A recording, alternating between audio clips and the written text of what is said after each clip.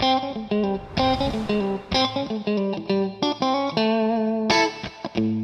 there, I'm Nate Adams, author of the Home Comfort Book, and this is chapter 2 that you're watching or listening to, which is HVAC 101, so Heating, Ventilation, and Cooling 101. So if you're here, you're probably thinking about a new piece of heating or cooling equipment for your house. And this is a really important decision to make because it typically only gets replaced every 15 or 20 years. And if there are any comfort or health issues in your house, this is your single best opportunity. And 86% of HVAC replacement is done on an emergency basis with the wrong piece of equipment that can't solve a lot of these problems. So it's really best if you take a little bit more time and figure out what the right piece of equipment is for your home. So thanks for being here and watching. By the way, this chapter is also a free download at natethehousewhisperer.com. So let's get started. HVAC 101, a complimentary chapter of the Home Comfort Book. Understanding your home's heating and cooling system.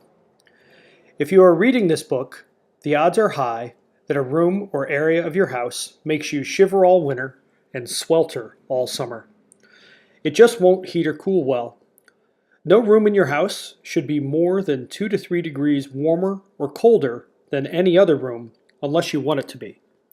This chapter will help you understand how to heat and cool your house baby bear style. Not too hot and not too cold. Plus, you'll learn some things you probably never thought about. It's important to state that the first part of fixing hot and cold rooms is almost always reducing air leakage and adding insulation. But those only get you partway. They only keep the heat and cool in. How the heat and cool gets to the rooms of your house is the other part of the equation. Because it gets old both writing and reading it, I need to introduce an acronym, HVAC. It stands for Heating, Ventilation, and Air Conditioning. Basically, it's the furnace and air conditioner in your home, but there's more to it than that. I'll be using HVAC a lot through the rest of the book. It's also time for a hard truth. With 99% certainty, I can say the HVAC system in your house sucks. Badly. It lacks a ton of features that really help make your home comfortable. The good news is you already own a state-of-the-art HVAC system in your car. If I had all the capabilities your car has in your house, I would be a very happy camper, and so would you. Combined with a tighter house, a well-executed HVAC system is likely a big part of the solution to the problem or problems you are reading this book for. Let's see how your home's HVAC should work by comparing it to your car's HVAC. The HVAC system in most homes frankly sucks. My wife's first car, a rusty $500 1992 Toyota Corolla, had a better HVAC system than 98% of US homes have today. There's a picture of little Whitey in all of her state-of-the-art 1992 glory. Despite the old car smell, this and nearly every other car has a far more sophisticated HVAC system than the one in your home. That simple little car had controls for the following. Load matching. The car could put out exactly as much heating or cooling as was needed for any situation. This is critical to comfort. It's accomplished primarily with these two things. First, variable air temperatures. So you can dial up or dial down how much heat or cool there is. And second, multiple fan speeds. So you can make it fast or slow on the fan, which also leads to a loud or quiet fan. Car HVAC also has fresh air capabilities, so you can bring in outdoor air or not. Car HVAC also has dehumidification capabilities, even in heating mode. And lastly, flow control. You can blow heating and cooling where we want it, so be that your face, the defroster, or the floor. Almost no homes have all of these capabilities. If they did, it would be far easier to make homes more comfortable, healthy, long-lasting, and efficient. In our work, we help specify and design systems that provide these capabilities. You'll want to be sure that any HVAC design you develop gives you a path towards them as well, even if you don't install the complete system now. Learning HVAC from our cars. Our cars give us a really nice learning tool because it's something we use every day and understand. Let's walk through the different parts of operating a car's HVAC system. An important thing to note is that we don't typically let our houses freeze or roast outside like we do our cars. These examples assume that the inside of the car is already comfortable and is not freezing or roasting, unless noted. First, variable temperatures. Cars have these wonderful dials that let us set whatever temperature we would like from very hot to very cold. The system can deliver lots of heat or cool quickly when desired. More importantly though, it can adjust a little heat or just a little cool as needed. A trickle of heat or cool is far more important than a blast for comfort. Think about riding along in your car. After you've been in it for 10 minutes and it has become more comfortable, do you leave it cranked up to full hot or cold? Maybe on the hottest or coldest days, but what about most days? Of course not. It only takes a little to keep it comfortable. Otherwise, you'll sweat or freeze. The same principle applies to your house. When it's 40 to 50 degrees outside, it doesn't take a whole lot of heat to keep the house warm. The weather is just not that cold. The trouble is, most heating and cooling systems are single stage, which means they are either on or they are off. If it was a dial in your car, it would look like the knob to the right, which is an on-off switch for both heat and air conditioning. This makes it really hard to keep your house comfortable. Imagine if in your car you only had full hot or full cold. Could you keep it comfortable easily? On a 50-degree day with the car's heat on, how long do you want it to blow full hot? Or if it's 70 degrees out, how long for full cold? It would be hard to keep the car comfortable with the system running full blast. It's just too much heat or cold. You'll have to turn it on and off a lot, or keep opening and closing the windows to get comfortable. A never-ending comfort battle. Imagine trying to fill a shot glass with a fire hose. The same goes for your house. Single-speed equipment generally stinks for this reason. Better home heating and cooling systems have 2 stages, which make it a bit easier to control your home climate. Low stage is typically 50 to 70% of full capacity. The best heating and cooling systems have 3 stages or many more. Many of them vary down to 40% of their full capacity. The best ones dial down to 25%, giving a very wide range. These systems can minutely adjust their capacity between full blast and a trickle in many small, precise steps in order to match the system capacity with the building heating or cooling demand level. This type of HVAC equipment is known as a modulating capacity system. Now imagine you are in your car on that 50 or 70 degree day. If you can turn down the heat or cool to what the car needs, won't it be easier to keep the car comfy?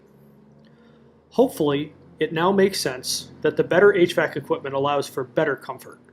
In my experience, modulating equipment also uses surprisingly little energy, which is a nice side benefit. Hopefully, you can now see why we generally recommend higher-end equipment, or as we say, friends don't let friends buy single stage. big caveat. If your house is still leaky, it will still be very difficult to control the climate inside of it, similar to a boat with a leaking hull. A leaky boat won't turn well or go fast. A bigger bilge pump or engine may mask the problem, but it is not the root cause solution. Fixing the leaks is. Some of our clients come to us with an awesome bilge pump, meaning modulating HVAC equipment, already installed, but they are still sinking in discomfort.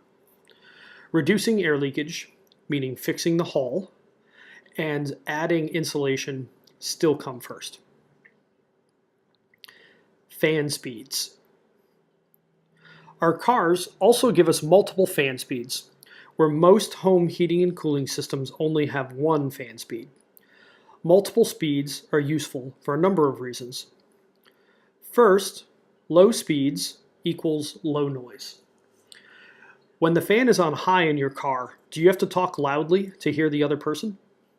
The same thing happens with single speed systems in your home. It's loud. On lower fan speeds in your car, it's so quiet you probably don't notice the fan. The same is true for heating and cooling equipment in your home that can offer lower blower speeds. Second, mixing air is good. Air tends to be different temperatures between different rooms and levels of a house, and even between the floor and ceiling of the same room.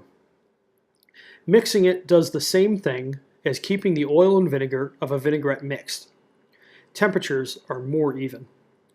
It also washes the air across surfaces, making their temperatures more in line with the air temperature and improving mean radiant temperature, or MRT. See the Comfort 101 chapter for more on mean radiant temperature. Third, filtration. The fan always being on means air is constantly run through a filter, generally lowering pollutant levels like dust, allergens, and more. Fourth, move different amounts of heat or cool. With only one fixed fan speed available, if you tried to put less heat into the air, it would come out of the supply vents fast and much colder, which doesn't feel good. With variable speed equipment, this means that a lower fan speed can be matched with lower heating and cooling outputs, which more exactly match what the house needs at any given moment. This is more comfortable and often uses less energy too. The good news is better residential HVAC equipment with multiple stages of heat or cool almost always come with multiple fan speeds. The best equipment often features 3 or more fan speeds. Another bonus of better equipment is that the more advanced fan motors in them use substantially less energy than less expensive motors do. You may not notice running the fan all month on your electric bill. Is that rusty 1992 Corolla starting to sound better? It had all of this. We're definitely not done yet though. Sending the heat and cool where you want it. Your car can send heat to your feet, face, or windshield. Believe it or not, so can your house. Well, sort of. First, the good news. Putting the heat where you need it is great. If you have a duct system in your house, you very likely have the ability to control how much air goes where when using dampers installed in the ducts. Dampers are little valves in the room ducts, typically close to the main trunk or plenum duct. Most systems have one for every duct going to a room. That's the good news. The bad news. First, it probably won't work. Your oversized single-stage system likely doesn't run enough to send enough heat or cool to the rooms that need it most, even if you blast the house with heat or cool. Second, if it does, if you do manage to heat or cool troublesome rooms by forcing longer run times for your furnace or air conditioner, you'll likely use more energy and you'll probably see it in your bill. Zoning systems often use this method. Third, Early HVAC death.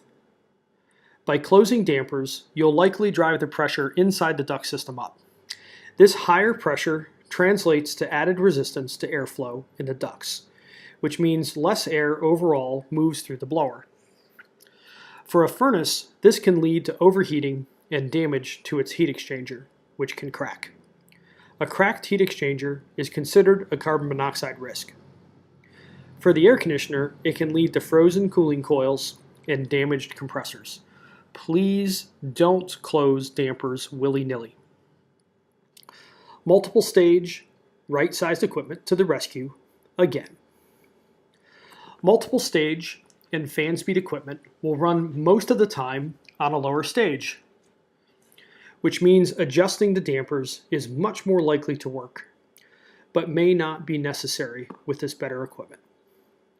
Lower stages usually mean lower pressures inside the duct system, along with the ability for the cooling system to reduce its heating or cooling production. This makes for a happier fan. Longer runtimes also mean fewer cycles. Most machines like to run at partial load without being turned on and off a lot. Think highway miles for your car. Single stage equipment gets all city miles like a New York cab. Thanks to reduced pressures and longer cycles, early system failure is a much lower risk. You're not off the hook yet though. If a huge piece of equipment gets put in, early failure is still possible and you're unlikely to solve comfort problems. More on right-sized equipment in HVAC 102. Legal note: do not simply close dampers in your ductwork. You may cause early failure of your HVAC system. Consult a qualified professional for static pressure testing before attempting. Pressures must be within equipment specifications. Air conditioning and dehumidification. The magical AC button on the dash. Geez, I'd love to have this feature in every house I work on. It lets me remove humidity anytime, whether the heat is on or the air conditioning is on.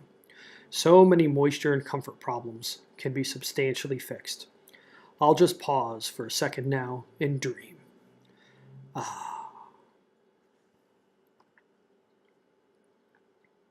Humidity issues. You may think humidity isn't a problem when the heat is on, but it can be. Think about getting in your car on a winter morning and the windshield fogs up as the car warms up. What do? You turn on the defrost. Do you know what that does? It almost always turns on the air conditioner and clears the windshield so you can see. It does this because the air conditioner dries the air flowing across the glass, which in turn encourages the moisture on the glass to move into the drier air. In tighter homes, moisture buildup is frequently a problem, so it would be good to have the ability to remove it, even during the heating seasons. Air conditioners actually have two purposes. First, they remove heat. This is called removing sensible heat. Second, removing moisture. This is called removing latent heat. Depending on the season and where you live, removing moisture from the air or dehumidification is often the most important part from a comfort perspective. It also reduces the chances of mold, pests like dust mites, and many types of bacteria. Let's walk through the 4 seasons to see why dehumidification is important, starting with the one for which air conditioning shines the brightest. Summer. During the summer, in wet climates, basically east of the Mississippi, it's muggy. This makes us want to reduce the humidity in the air. Air conditioners do this, although they only start dehumidifying about 2 to 5 minutes into the run cycle. Ironically, more efficient air conditioners stink at dehumidification because they are better at removing heat than humidity. An old school air conditioner might remove 40% latent heat, or humidity, and 60% sensible heat, which is the heat in the air. Super efficient models may only be 15% humidity and 85% heat. If your AC is drastically oversized, or worse, drastically oversized and efficient, it likely does a crappy job with dehumidification. Humid air feels hotter and stickier because it slows how fast you can cool yourself by sweating. I got a great example of this from a friend of mine who is an Eastern Orthodox monk. Oddly enough, I spent a lot of time in 2014 insulating and soundproofing a monastery. He wears a heavy cassock year-round and noted to me that 70 degrees at 40% relative humidity feels great, but 70 degrees at 70% relative humidity is miserable. Removing moisture from the air is critical for comfort. A battle of the sexes also sometimes rears its ugly head in summer around the set point on the thermostat. Often, men prefer cooler temperatures, even if humidity levels are high. This can feel clammy. Many women don't like the cool temps or clamminess, and a thermostat war ensues. Even if the positions are reversed, high humidity levels frequently lead to discomfort and arguments. Both parties are often happy if humidity levels can be held in the 40 to 50% range, often at temperatures in the 74 to 78 degree range. That's a 50 to 55 degree dew point. The system has to be carefully sized and designed to do this, though. Let's take a pause for an inset about dew point versus relative humidity. Most measurement tools, such as your thermostat, rate moisture in the air by relative humidity. It's relative to the temperature of the space that's being measured. For example, if you take 50 degree air at 100% relative humidity and raise it to 70 degrees, the relative humidity of that same air at 70 degrees is 50%.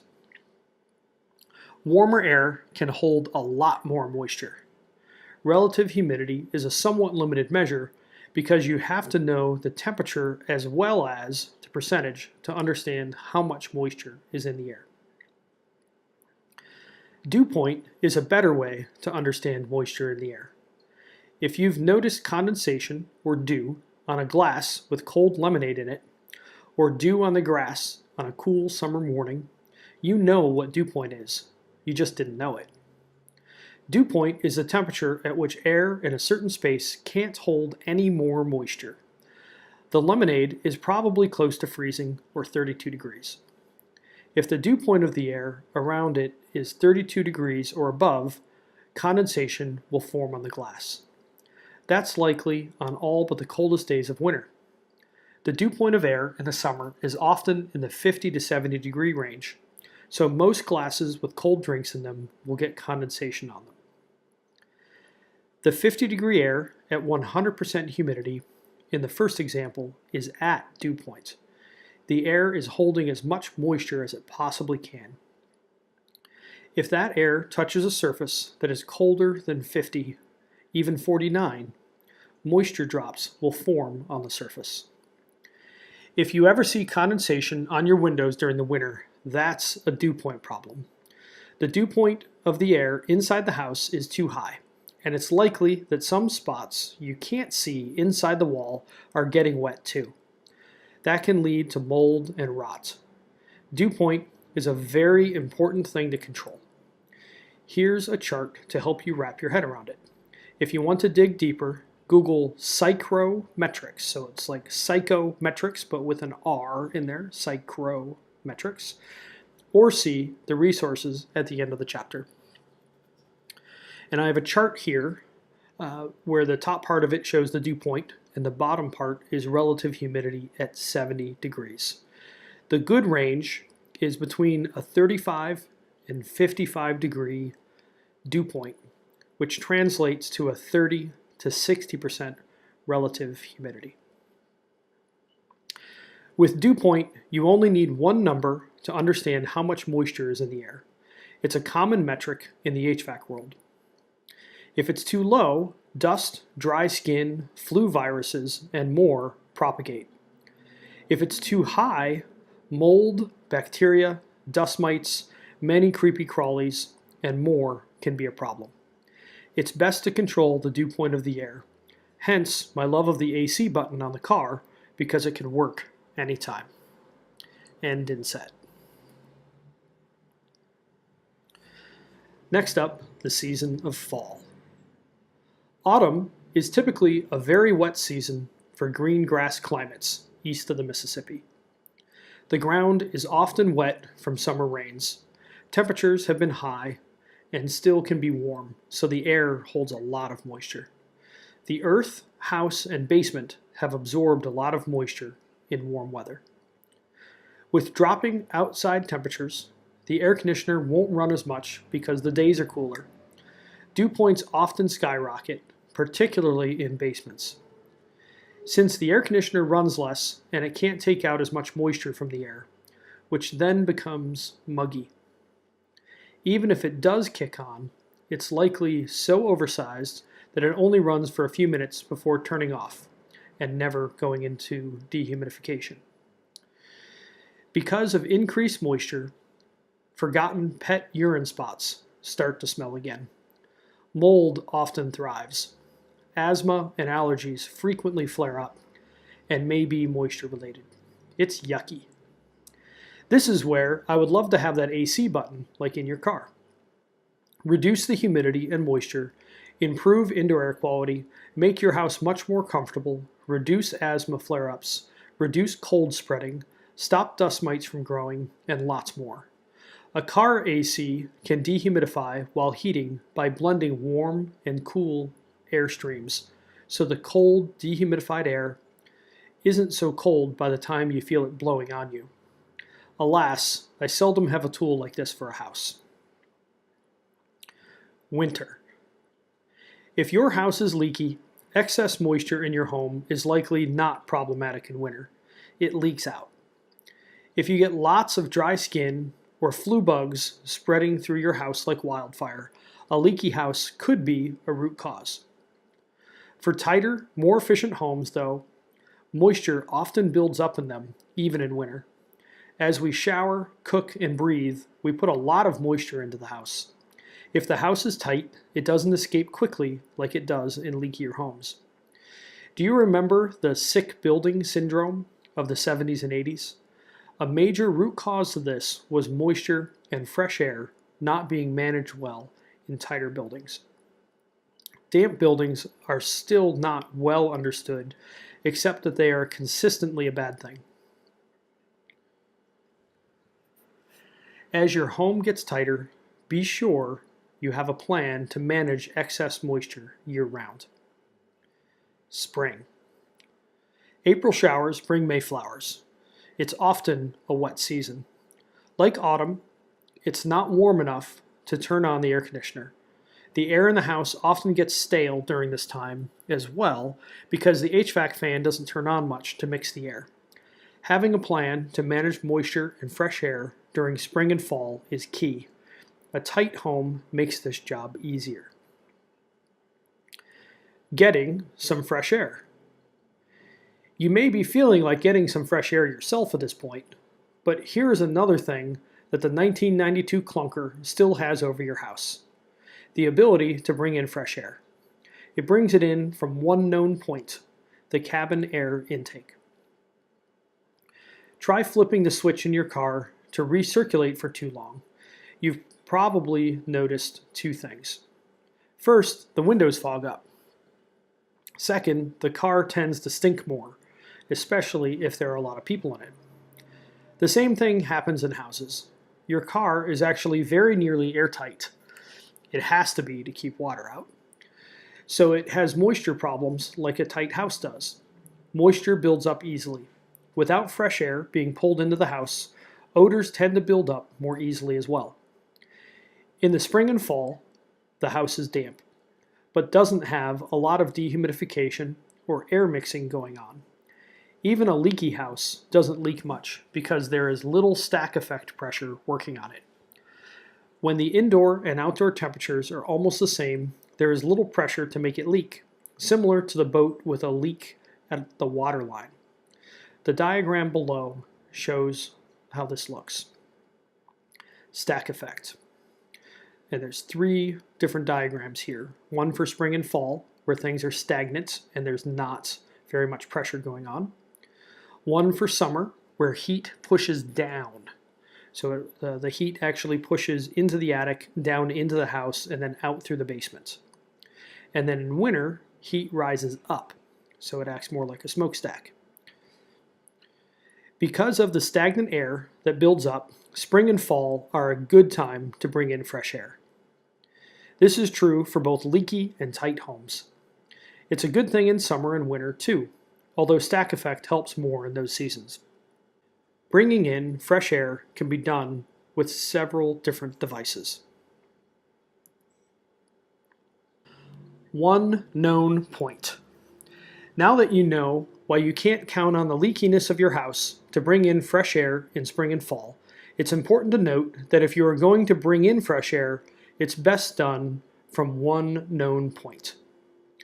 If you count on the leaks in your house to bring in air, they often will bring it in through healthy places, with healthy in quotation marks, like your attic, complete with mouse poop and or mold, your crawl space, these are frequently revolting, your basement, which is typically damp, or inside your walls, fiberglass and dirt. Don't believe me? Here's a picture of a cold air return duct in a nasty crawl space right next to a dead possum.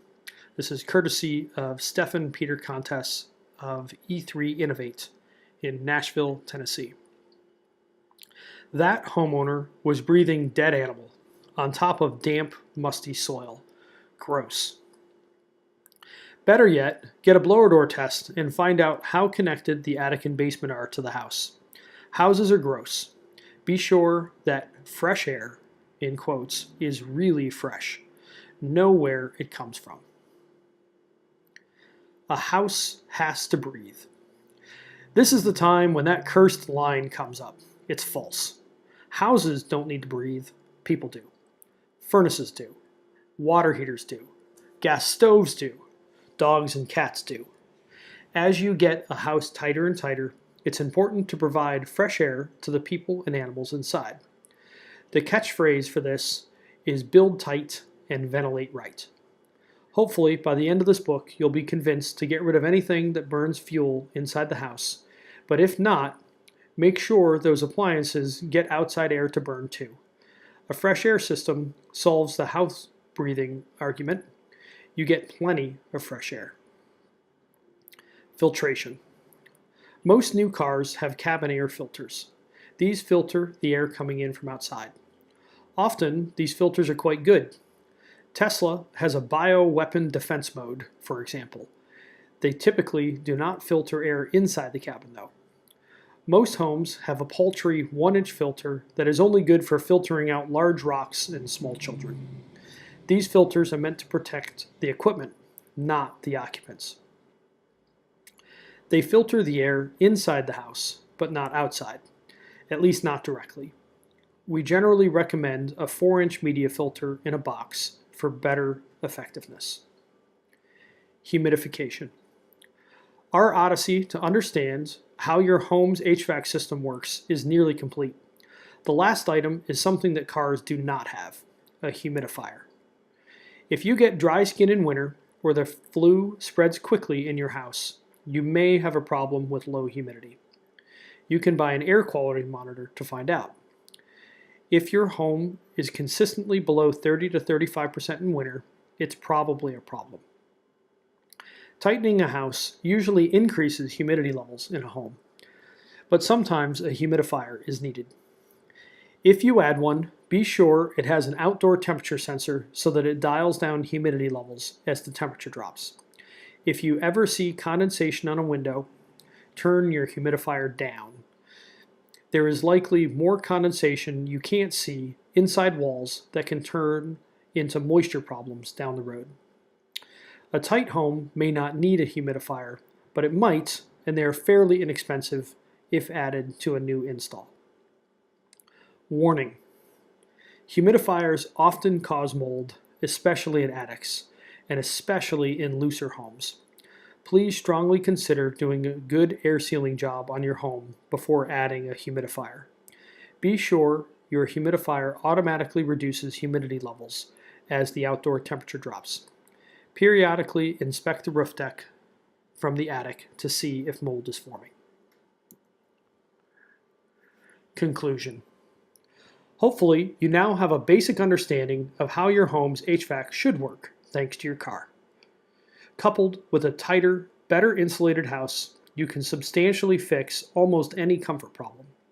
Here are the pieces to creating a very comfortable indoor climate in your home in rough order of importance. And I call these the 6 things. First, load matching. Putting just the right amount of heat or cool into the house at all times using multiple stage and multiple fan speed equipment. Critical for comfort. Second, filtration. Cleaning the air inside the house improves indoor air quality, also known as IAQ. Third, dehumidification. Being able to remove moisture at any time is important for both comfort and health reasons. Fourth, fresh air. Keeping the air in your house healthy by bringing in outside air. It's like a window being open 24/7, 365. Fifth, right place at the right time. Dr. John would approve. Moving the right amount of heat or cool to different rooms for comfort and health reasons. And sixth, humidification, being able to add moisture to the house when needed. A careful improvement design for your home can lay out the path to getting all of these. Get these factors right and a comfortable home is likely, with one glaring omission. Right-sized HVAC. Just like engines in a car, HVAC systems come in different sizes, big and small. The importance of getting the right-sized HVAC system almost can't be overstated when it comes to comfort. Oversized systems, even if they have all the capabilities I just listed, are very difficult or even impossible to optimize for comfort. That cold room will probably still be cold. The next chapter will dig into what different sizes of common HVAC equipment are, what it means, and how to determine what you need for your home both today and after improvements. That chapter is called HVAC 102, and it is not a free download. You must buy a copy of the Home Comfort Book to read it. I hope that was really useful to you. I had a lot of fun writing this, and we've gotten a lot of great feedback about this content. If you are indeed looking for that new piece of heating or cooling equipment for your house, there's something that's really, really important. So I mentioned at the end, it is the sizing of the equipment. There's different sizes that you can buy of HVAC. And with the industry standard load calculation, which determines how much it takes to heat your house on a really cold day or cool it on a really hot day, those have a lot of variance on them. So you can defend, basically if it was clothing, you could defend a size small, medium, large, or XL. That is not good enough. Just like your clothing, there's only one size that fits you, maybe two, maybe you're on the edge. But having variance this wide is not enough. And if you want to get it down to where you know what size is right for your house, you need to get a blower door air leakage test done. That's the only way really to do it, is that a blower door will take your variance from this huge range down to where you know which one or two sizes is correct. So ask your HVAC contractor about getting a blower door test done. They're probably going to look at you sideways, and if that's the case, ask them to go check out the Home Performance 2.0 Development Group on Facebook. I'll put a link in the notes here. That teaches them how to do that, and you will get a much more comfortable home if you are trying to get a more comfortable home by putting in the right piece of equipment that's multiple stage, multiple fan speeds, has humidification and dehumidification capabilities, all of that stuff. It's not that difficult to do, and this is a once in 15 or 20 year opportunity, so don't miss it, because the only way to fix it is usually to rip the piece of equipment out and put another one in. Ask me how I know this. I hate making those recommendations. So again, get yourself a load calculation, and you're going to need to pay for that, and get a blower door test done so that the load calc is actually good. It won't be small, medium, large, or XL. It's going to be, well, you're between a small and a medium. I hope that's been helpful, and if you would like to support us, please buy a copy of the book. That's one of the best ways you can do it, and share the content out there. And I'll give you the usual YouTube ending. So if you have enjoyed this video, please subscribe to the channel. Click the bell if you want to get notified when we put new content up. And of course, share and comment. Have yourself a great day. I'm Nate Adams.